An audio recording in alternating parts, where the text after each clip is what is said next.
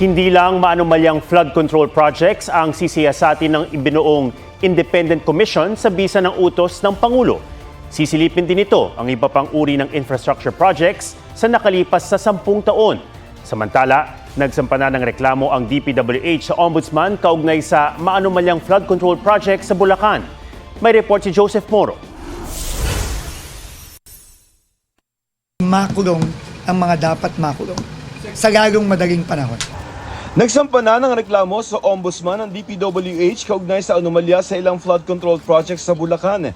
Kabilang sa inireklamo ng paglabag sa Anti-Graft and Corrupt Practices Act, paglabag sa Government Procurement Act at malversation of public funds, sina dating DPWH Bulacan District Engineer Henry Alcantara at dating Assistant District Engineer Bryce Erickson Hernandez. Kasama rin sa inireklamo sina Sally Santos ng Sims Construction Trading, Mark Alan Arevalo ng Wawaw Builders, Robert Imperio ng IM Construction Corporation, Maria Roma Angeline Rimando at Sara Discaya para sa St. Timothy Construction Corporation.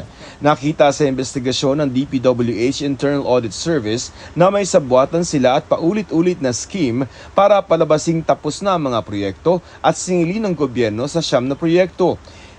Di bababa sa 249 million pesos ang halaga ng mga proyekto. Dahil si Sara lamang ang umamin under oath na siya ang beneficial owner ng St. Timothy, hindi kasama sa inireklamo ang asawang si Pacifico. Huwag po tayong mag-aalala. Kagaya ng sinabi ko, marami pa to at una pa lang ito. Hiniling din ng DPWH sa Ombudsman na magsagawa ng forfeiture proceedings at makipag-ugnayan sa Anti-Money Laundering Council para sa iba pang posibleng paglabag.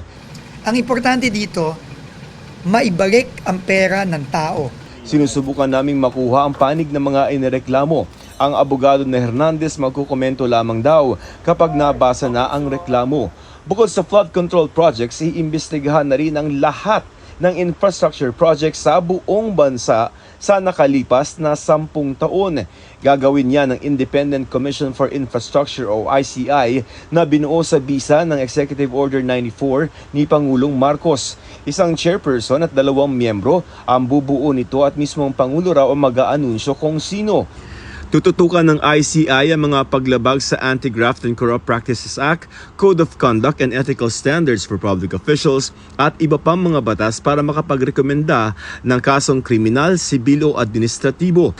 May kapangyarihan itong magsagawa ng pagdinig, maglabas ng subpoena at magrekomenda ng pagsasailalim sa State Witness Protection Program.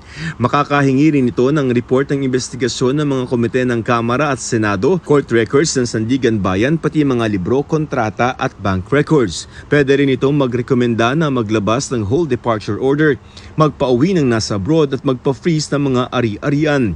Kaya rin itong magrekomenda ng agarang suspensyon sa public officials at parusa para sa mga di makikipagtulungan sa investigasyon. Pati pribadong individual pwedeng maparusahan. Buwan-buwang mag-uulat ang ICI sa Pangulo na nangako namang walang sasantuhin at pananagutin ng sinumang nagnakaw sa kaban ng bayan. Joseph Morong, nagbabalita para sa GMA Integrated News.